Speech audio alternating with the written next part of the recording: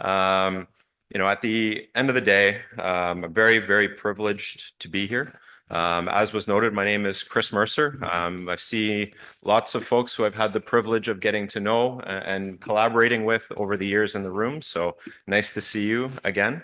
For those of you that haven't had the occasion to meet yet, so my name is Chris Mercer. I do have an MBA in finance. Over the past 20 years, I've been working in and around the education space, particularly focused on First Nation education finance. I am a settler, so that is my entry point into this conversation. I have the privilege of having co-founded Mikana Consulting with my amazing wife and business partner who's hiding in the back, Dr. Randy Ray. Um, and I want to thank you for the opportunity to, I want to thank you for the opportunity to chat with you a little bit today, share a little bit of the experiences that I've had working with some of your communities and many others in education finance. And secondly, I want to thank each and every one of you for the work that you do every day. You haven't chosen the easy path. Working in education is hard. It's pulls on your heartstrings.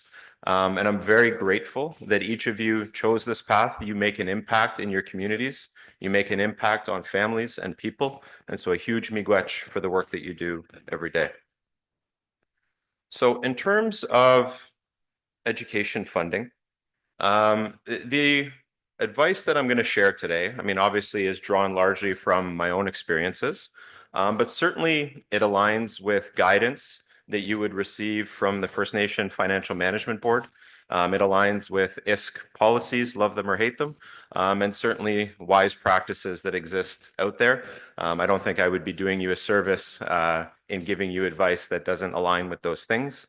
I also acknowledge that each of the communities here, all of your communities, have your own processes, practices as it relates to budgeting, to managing your finances in your communities. I'm not the expert on your communities, you are. I totally appreciate that, you have things that are working well. What's working well, keep doing. Not suggesting that you make changes if it isn't broken. If there are little things that you can take away from this that might help improve some of the work that you do on a day-to-day basis, that's wonderful. And that's my goal today, is that each of you can leave with something or more than one something maybe. But, at the end of the day, I'll share some of what I've seen work, and that, I hope that there's a few things that you can take away from it. So in terms of kind of the guiding principle of all of this, okay? So each of you receives a side-by-side letter annually that gives you an overview of how ISK calculates your education funding. Sure, they have all kinds of lines and that are more or less confusing on an annual basis, depending on which changes they make. They put it into buckets that work for them, that largely align with how Ontario does its funding for schools off reserve and boards off reserve. But the key principle that I hope that you hear from me today is that you have the autonomy to create your education budget based on your priorities. Okay, you know what your priorities are. Your youth know what your priorities are. Your elders know what your priorities are. Your ed authority, your school employees, your community. I mean, those are the guiding visions that shape how your education budget can come together, not necessarily the funding lines in your side-by-side. So the side-by-side I won't spend a lot of time on. I'm happy to take that offline.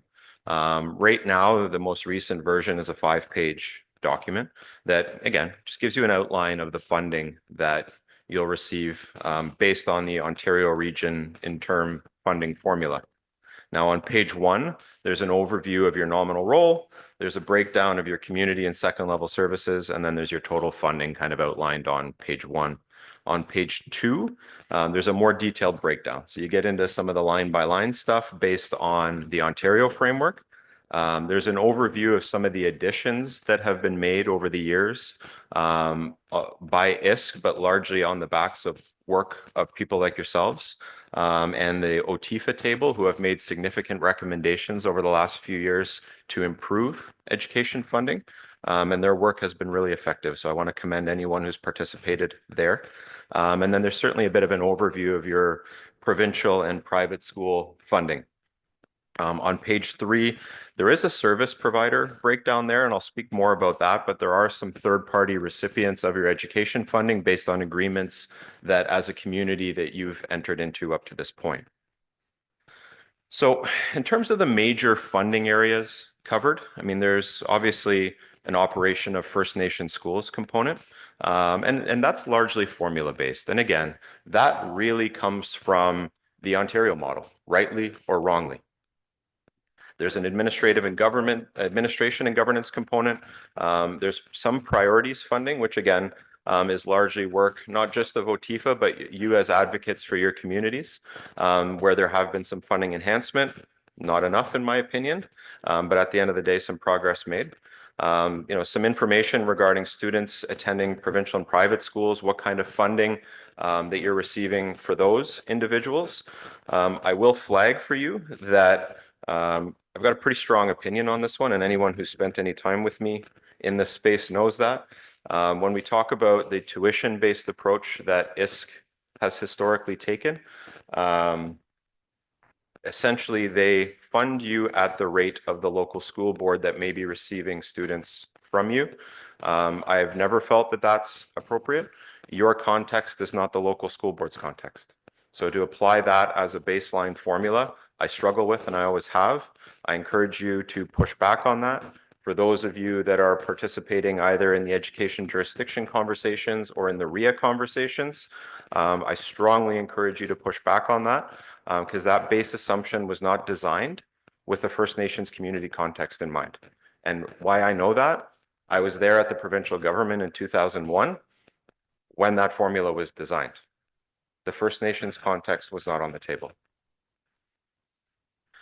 When we talk about funding enhancements, there's some enhancements around language and culture and remoteness that have been made that continue to be there.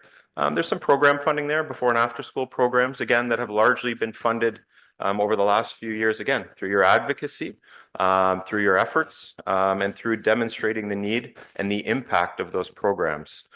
So please keep sharing that information of success stories with the funders of these programs. That will allow them to grow over time and continue to support more of the youth in your communities.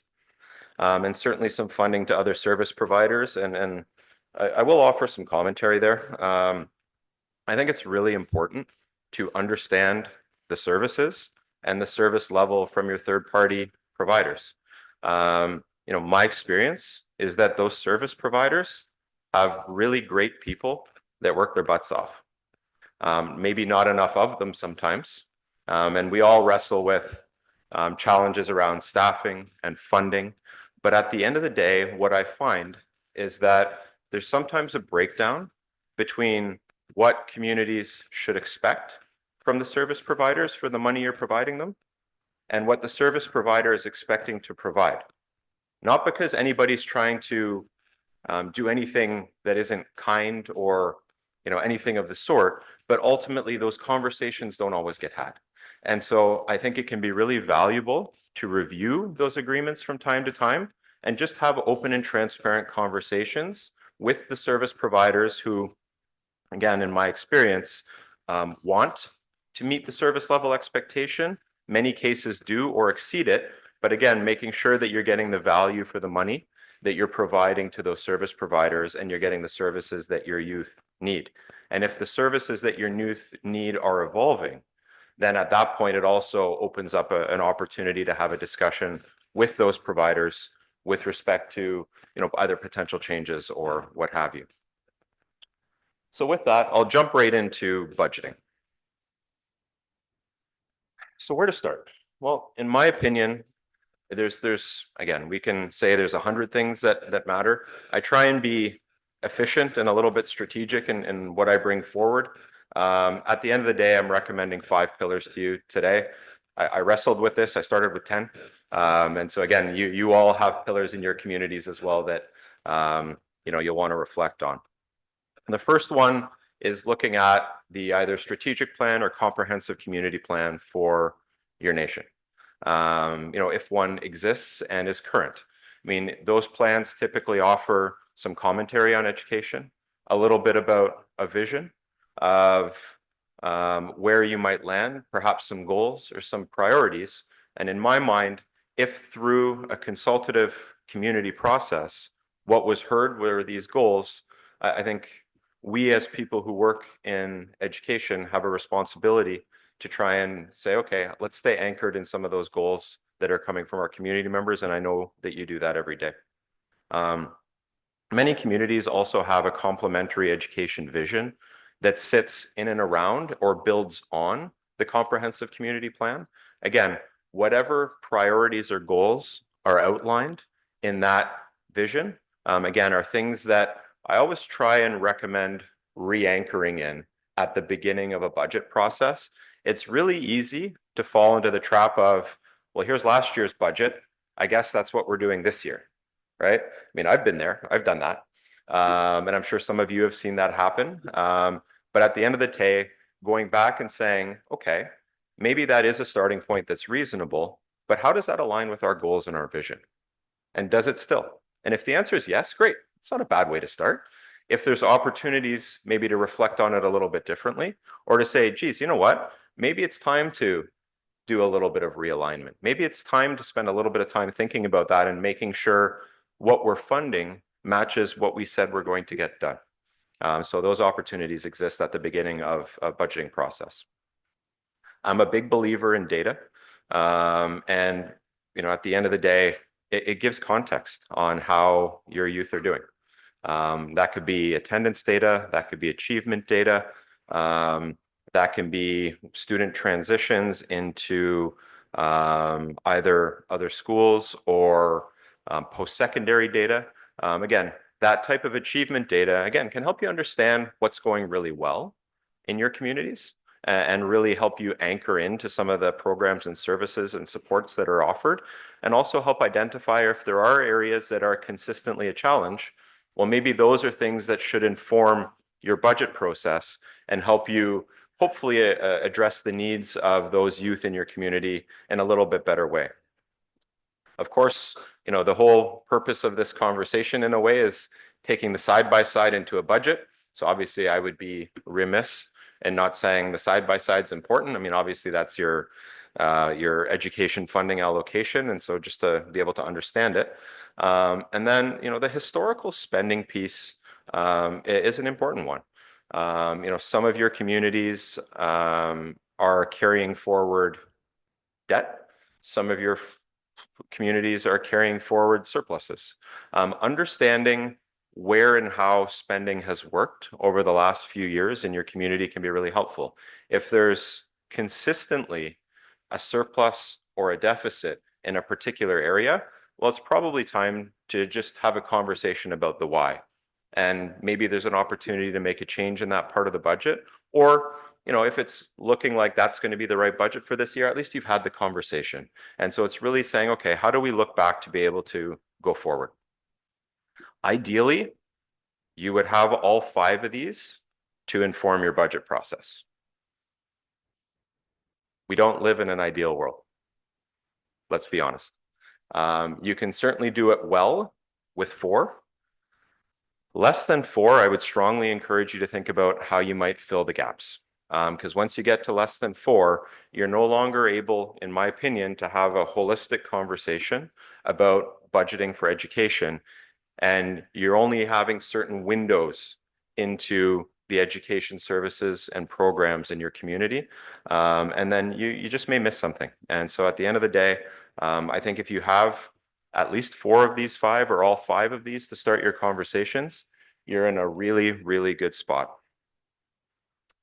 So in terms of a process, I decided to be a little bit more practical today, and kind of go step by step how I would do it, how I've seen it done well. I'll be honest, many of you I've learned from that have informed this process. So miigwech for your willingness to share, to include me. And I hope you see yourself in some of these recommendations coming back to you because you've earned them. From a budgeting process, the first step is, again, my opinion, is do you have a financial administration law? If you do, there's actually some prescriptive steps around budgeting that need to be followed. So making sure that you understand those on the education side is really important. I mean, they may dictate timelines, roles, responsibilities, approval levels, all the things. And then, so again, some of the key questions, and you'll see this is an approach that I'm going to take over the next little while, is providing some of the questions you might ask yourself, your teams, your community, your leadership. Is there a larger budget process that you're a part of? And do you have the information and tools necessary to participate in it? And in many instances, my experience with education departments is that the answer is often not yes to this. It's really tough to start a budget process if you don't have access to the information and tools. And so, again, working with your finance people at the community level, working with chief and council as appropriate, your executive director, these are all things that, from a foundational perspective, making sure you have access is an important first step. I'll split this one, I think, into three or 2A, 2B, 2C, and this idea of needs assessment and priority setting. I personally believe that not starting with here's what the budget is, and let's talk about how we spend, but starting with what do we need? What are the priorities? And starting with that, you may not have the money to do all of it, certainly not in a year. I acknowledge that. But at the end of the day, it's so easy to fall into the trap of, well, this is what we have. This is how we've historically allocated it. So that's the budget and figure it out, right? And that's particularly true if you don't have access to the information. And, you're not taking that little bit of extra time, which can be hard to find. You're really, really busy people. So are your colleagues. I know how stretched thin you are. I still think that there's value in trying to find a little bit of time to lean into any goals, plans, and community and staff input on a regular basis. And so are there clear priorities that need to be budgeted for? Where they exist? I like to ask the question, okay, I just read your CCP, I read your education vision. Now show me in your budget where you're resourcing achieving those goals. If there's not an alignment between what you're saying you're trying to do and what's in your budget, you're going to have a really hard time achieving what you want to do. Now, again, you may not be able to do all of it. I acknowledge that. Budgets are really, really tight. Okay, I understand that. But if you never ask yourself the question, there's never an opportunity to at least say, okay, where do we want to align? What opportunities are there to resource some of the priorities that the community has said exist for education? And then certainly there are communities that don't have an up-to-date comprehensive community plan or clearly articulated education goals. That's common. There's nothing wrong with that. But is there an opportunity in your budgeting process to have some of those conversations and say, okay, are there goals or priorities, from the education authority or from the community or from chief and council or from the principal of the school or from the youth that they would like to see incorporated and resourced into your budgets? And, at the end of the day, I have had the privilege again of learning from many of you, but I certainly have asked many of you difficult questions as well, as you know. And I know that finding that alignment is not easy, but it is worthwhile. And then at the end of the day, it puts you as directors in a position to look the community in the eye, look chief and council in the eye and say, this is what we can do to move towards achieving those goals. Here is where we may fall short and here's why. And here is the additional resources that are required to do that. And if that's the priority, let's figure out how to get there. There may be other funding, there may be own source revenue. There's all kinds of things that we'll talk about later. But at the end of the day, at least there's that accountability and that alignment where you and your team don't spend the entire year giving everything you have to the youth and to the school and to the programs to then be challenged on having fallen short on the community's vision and goals simply because of a budgetary misalignment. In terms of the second part of this step, this is kind of the student achievement side of it. And do you have the data? I mean, many of you do. Some of you, I'm sure, do not. Do you have comparable data? whether from sister communities, whether from provincially funded schools that may be in your area. That comparable data shouldn't necessarily drive your decisions, but it does provide some context, whether it be data from a sister nation or from a provincially funded school. And then, based on how your students are doing, I would certainly recommend asking yourselves the question, are there additional supports and services that would benefit your youth based on the data? I've found that while ISK has its challenges, they are receptive sometimes, and certainly coming with data can be very helpful. I'm not trying to pick on colleagues or friends from ISK. There's a lot of good people there, but I certainly acknowledge that it can be challenging at times as well, and not trying to throw anyone under the bus. The third part of this budgeting process step, in my opinion, is community and staff input. I know this is hard. I know that community members are sometimes surveyed to death or consulted to death and are tired of some of it. Creating opportunities for ongoing feedback and engagement, I do believe remains critical despite how challenging it can be from time to time. Maybe it doesn't become an every year basis. Maybe it does. But at the end of the day, hearing directly from the families and youth who are school aged can really help with respect to feedback and suggestions.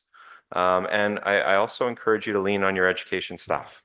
These are the folks like yourselves who are in it every day, who have a very tactile feel for maybe what's working and where there's opportunities to try something else, do something a little bit differently.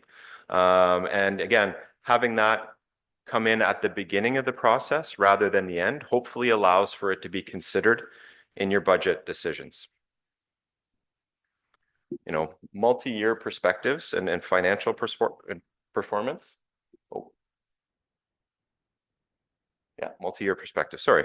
Having a perspective that while understanding that, again, your budget is year to year, it's reasonable to expect that you will have an education budget going forward. Now, that budget may evolve a little bit, certainly, and I appreciate that.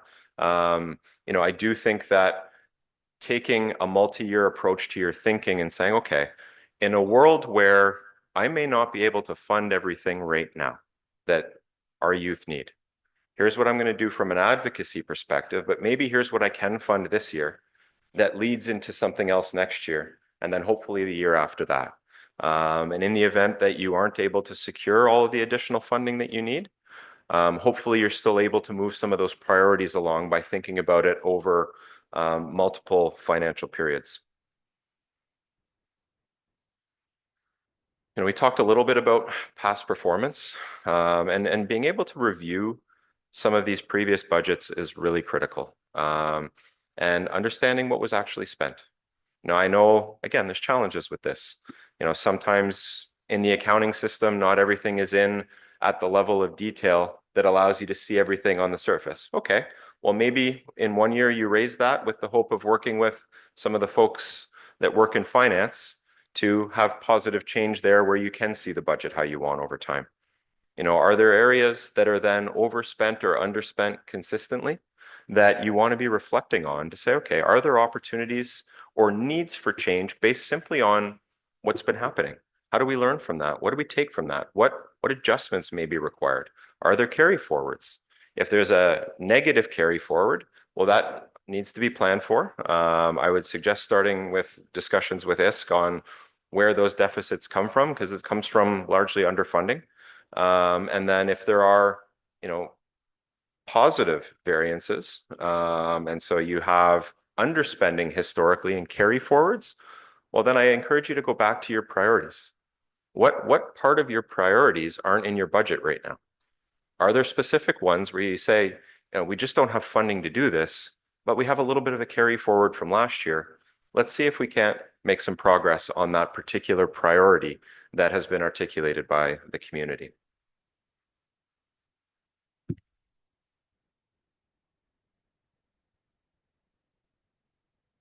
This one here, step 5, expense estimation. This can be challenging. It's really easy to kind of say, well, here's what I think, right? And sometimes, particularly in smaller communities, you're working in isolation a little bit, and you're having to do some of this either on your own or with a very small team. Um, when we talk about changes that may be required and revised costing, are there people you can call on? And I would encourage you to look around this room. There's a whole bunch of people that I know I would call on, that I have called on. And I appreciate the opportunity to continue to call on you. So miigwech in advance. But I know there's a lot of wisdom in this room. There's a lot of expertise and experience in this room. And if you're looking at some of your assumptions and some of your costing and wondering, I don't know what I don't know on this one. I hope the next question you ask yourself is, I wonder who might know. And you look at forums like this and groups like this. You look at some of the tribal councils. There's a lot of capacity, hopefully, that can help you bounce some ideas off of things and test and validate some of your costing assumptions. It's really easy just to say, well, there's this idea, let's add a person. Okay, well, who's actually breaking down how many hours of work it's going to take to do something? What's the rest of the budget required for the service or program that individual is being asked to lead and run? Is there office space for this person? Like, what are all of the different components when you think about costing out every line? And that's hard. And I totally acknowledge that. And, at the end of the day, where you have the capacity internally to do that, that's amazing. Lean on it, use it. Where you may not, I hope you can lean on one another. Because again, there's a ton of wisdom in this room and experience. And I know some of you use that, and I highly encourage you. When we talk about drafting a budget, so we started off talking about, are there templates and approaches that you're supposed to follow? Well, at the end of the day, making sure whatever you're drafting makes sense in the context of your community's budgeting plan and process, obviously is an important step. I strongly recommend that last bullet.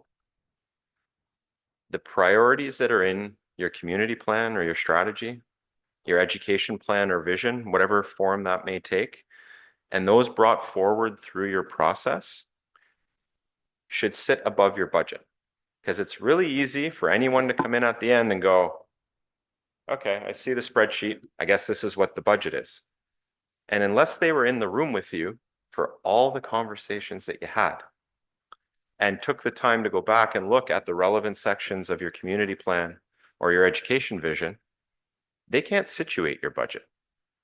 And so what you get is either that looks fine or I disagree, absent context, right? And so in my mind, having a little bit of a briefing note that sits on the top of it saying, this is what guided our budget decisions. These are the recommendations we're making. Here are the areas that we're not going to be able to achieve some of our priorities because of a lack of funding. And here's the final budget we're recommending with that context being set, which hopefully allows anyone who's coming into the conversation to understand the trade-offs you had to make, the choices, the challenges, but also allows them to see you remain anchored in the vision and the community's plan and what they want to see from you and for the youth. And so again, it's really connecting the community planning with your education planning and budgeting. This is where I recommend then bringing the side-by-side in. Okay, at this stage. Not at stage 1 saying, well, this is what we got, what do we do? You can carte blanche through the beginning. You can kind of go through it as a visioning exercise and then come back to it and say, okay, what are the needs that were identified? What was last year's spending? What's this year's planned allocation? What does that look like based on what your draft budget looked like? Now, again, if there's a surplus, which I suspect would be unlikely at that point, but can happen, you can then go back to it and say, okay, maybe we can do a little more. What a fantastic problem to have. More likely, there's probably a gap. And then at that point, you're having the conversation about how you want to either address the gap through other funding pockets, or how are you making decisions to refine what you are and are not going to do? Is it your education authority? Is there a committee that you can work with to do that? I know there's lots of different forms it takes in many communities. And there's a really big trap that happens at this stage that I want to flag for you. It's called the we'll figure it out trap, where you have these amazing people like yourselves who go, I know there's not enough, but me and my team will figure it out. And you know what? Sometimes you do, and kudos to you. Many times you don't. Or it comes at the expense of something else because there's only so many hours in a day and there's only so many of you. That's okay. But the we'll figure it out trap, the way that story ends in my experience is 12 months later, sitting with chief and council saying, well, I thought you were going to figure this out. And you smile back and go, by God, we tried. And this is what we worked on and look at what we achieved and all the really great things that I'm sure happened. But at the end of the day, when you start off with a budget and funding misalignment, you're setting yourself up for even more of a struggle than running education already is. Okay, so that we'll figure it out trap. Listen for it. Listen for it from your principals, from your teachers, from yourselves. And ensure that you really feel comfortable that you have the tools, resources, and time to in fact figure it out. Otherwise, I think it's important to say, I'd love to be able to figure this out, but here are my constraints. And that then starts a conversation about trade-offs. And trade-offs aren't fun, but they're real. And they're part of any good budgeting process. So that leads you then into kind of a review and refining the budget stage, where I certainly think internally it's a really important step to have your internal team review it first. If your principal looks you in the eye after and says, "Are you nuts?" Well, it's probably time to have a conversation. If your teaching staff look at it and go, "Oh my God, I don't know that this is going to work the way we're saying this is going to work here based on the budget." Well, it's probably time to have a conversation. And if you can get to a point where people can look at each other and look at you and say, you know what? I think we can do this. And you know what? I think this is going to be great. And it's going to help the youth. And it's going to help us achieve the priorities and goals that were outlined in our community plan and vision. What a great story to be able to tell. It's not one without challenges still, where it's like, here's the things we won't be able to do right now. And we'll get to that a little bit. But at the end of the day, I reemphasize at this stage, the we'll figure it out trap shows up over and over again, particularly, the more high achieving a person or a team is, the more likely it is they're going to default to this. Because you know what? A lot of times they have figured out a way to figure it out. But eventually, the amount of we'll figure it outs pile up.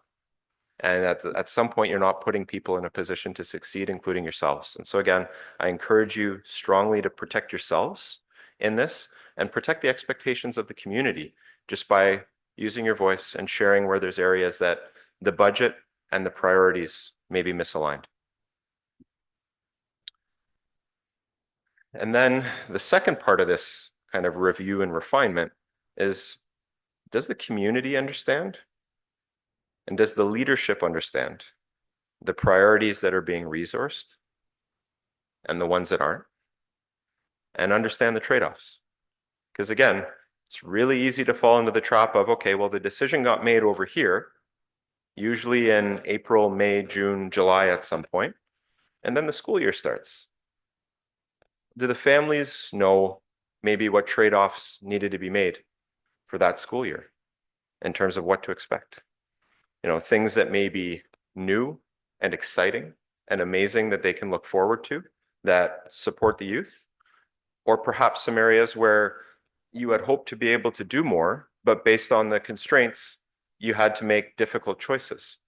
And at least then the community knows what to expect from you. The leadership knows what to expect.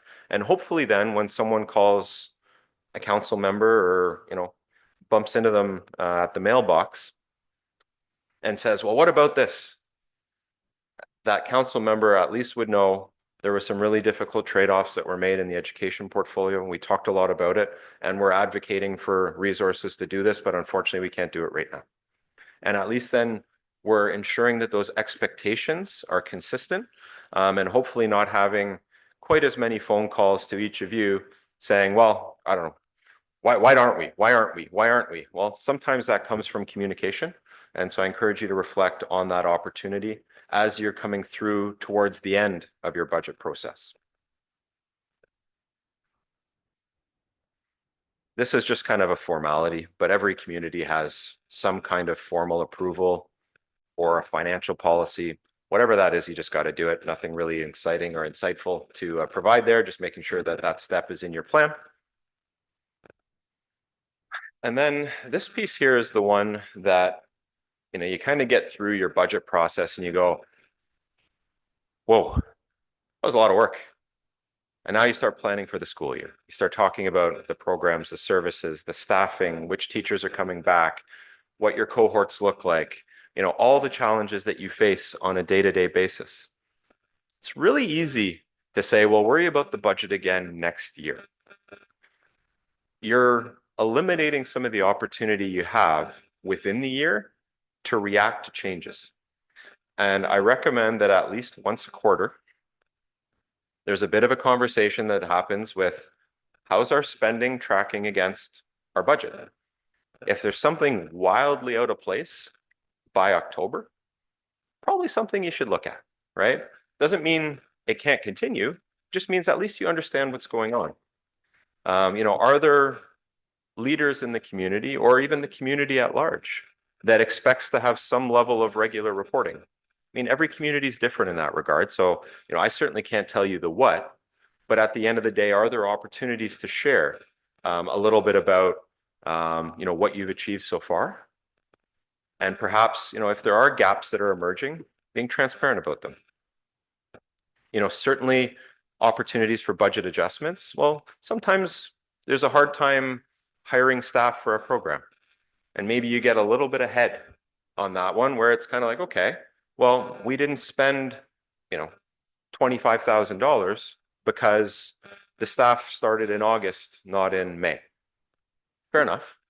And so you may then say, okay, well, I'm going to take that $25,000 and put in a breakfast program because that was one of your priorities that you couldn't fund. So it gives you the opportunity within your budget cycle to make those kind of changes, which hopefully help you maximize the programming and impact that you're having with youth in your community. And then certainly if there are potential deficits that are showing up, it gives you then that opportunity as well to look at whatever your nation's policy is with respect to managing deficits and starting those conversations with whoever the powers that be may be to at least understand what the challenge is coming on the horizon. So key takeaways. You have the autonomy to create your budget.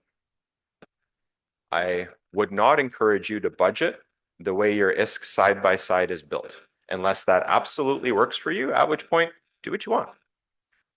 However, I've not met a community yet that says, this is set up exactly the way I'd like to build my budget. And you don't have to, so don't. Process matters. And I know many of us, myself included, are in the habit of you get your side-by-side and go, oh, right, time to do some budgeting. My strong suggestion to you is in and around January, you have an opportunity to start having conversations about this process for the following year. I would encourage you to start a process, map one out that works for you as the director, works for your community based on your policy environment, your expectations, like all the things that you know best.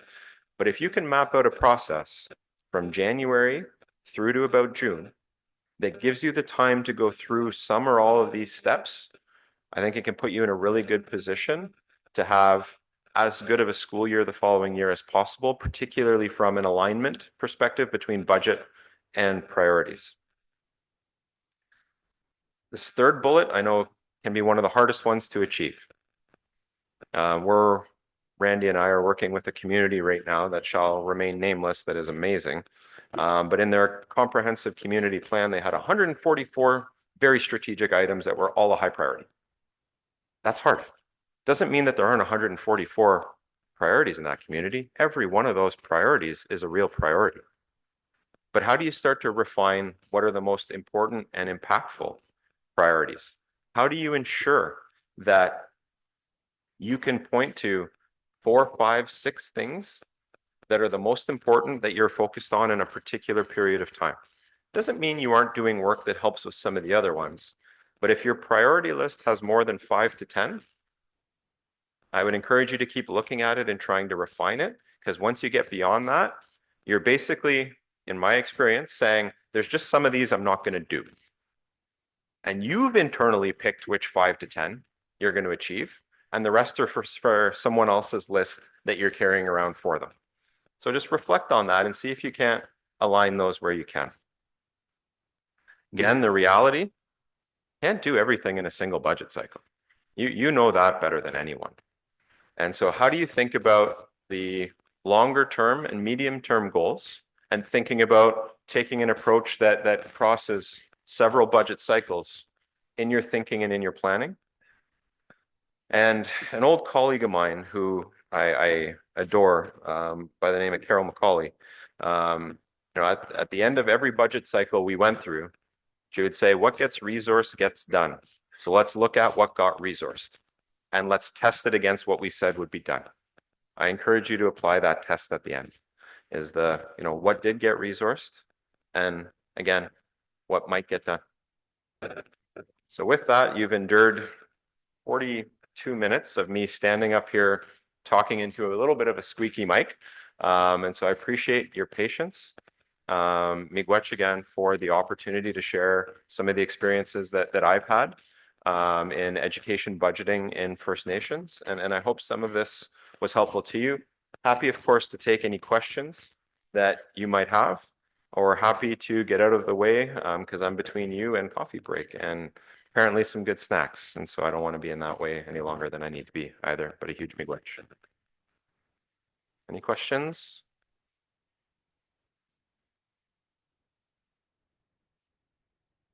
Will I share the slides? Absolutely. Nan has the slides already, and they are fully available to any and all of you to use as you see fit. Take our logo off, put your logo on, take credit. They're all yours.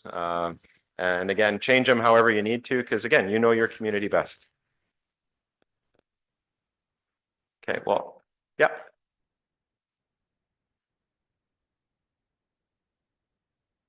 Opinion Affairs is not accepting. Opinion Affairs is, sorry, my name is Angela. I'm the education director in Ireland. I'm going back to slide number 3. If ISK is not accepting the First Nation context, in your opinion, what should they be accepting? What should ISK be accepting? Oh, that's a big long question, and I'll preface it. We can have coffee later. Like No, I'm happy to have that conversation, and I certainly have opinions on it. But I'll start with a comment that, as a non-Indigenous person, I don't think it's my place to hold space on a question like that. I think it's for First Nations people to be able to convey to ISK what should be done, how it should be done, and have the federal government live up to its treaty obligations and social obligations with communities with respect to funding.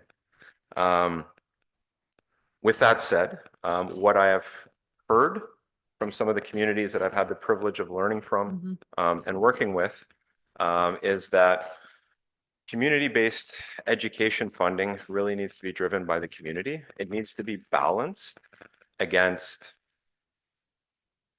regional models, in my opinion, because there are communities that, whether through remoteness or size or other factors, may have challenges to put an entire ministry, school board, education authority, school, and all of the resources required to support all of the unique needs of the learners. And so thinking about what that balance looks like in a way that respects what the capacity is across the board. And I think about things like assessment for special needs. We can talk about having special needs teams in every community, but the capacity doesn't exist right now to do that. So when I talk about balance, it's about trying to say, what is the perfect scenario? Sorry about that. How are we making progress towards that scenario? And in the intervening period, what are some of the, call them, compromises and strategies to build the capacity required to get there? Where, if what the goal is that every community has it, then great. I mean, I'm not in a position, nor do I want to opine on whether that's the right thing for a particular community. But I do hope that's the conversation that can happen over time. I know that with the jurisdiction conversations, what I understand is that would give you control over some of those decisions. And I think that's an amazing step. If that's the step that communities want to take. Again, you know your communities best. You know your needs best. I can sit up here and share what I've heard from you, but I'm really repeating your own words back to you that I've had the privilege of learning for a decade. So I know that's not a complete answer to your question, but I hope you understand No, that's my good, that's good. qualifying kind of Because component on we that. don't often get the chance to, sit down with each other to chat about things like that. So, For sure. yeah, you're our guy. Well, To bounce it back. I would happily have those conversations and where you may want my opinion, understanding that it's my opinion, I'm happy to share it, but I share it as someone who acknowledges my settler identity. And, people that look like me have been taking up way too much space in your conversations for far too long, in my opinion. And so I'm not looking to over occupy that space either. Okay.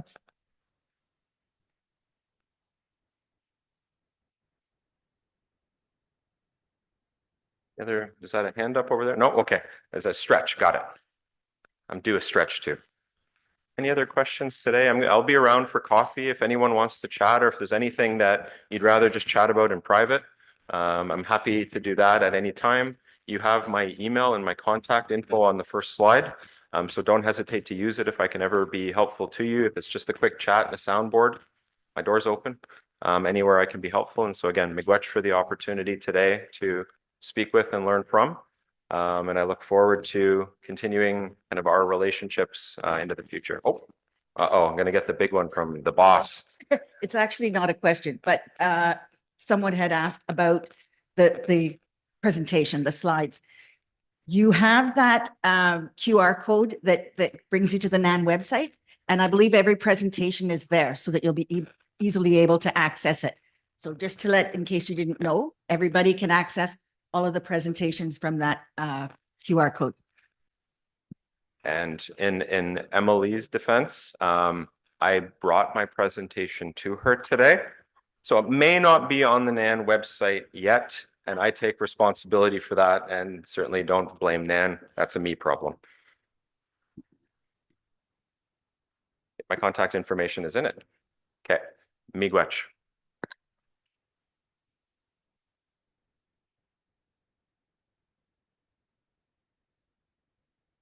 Thank you so much, Chris Mercer, everybody. So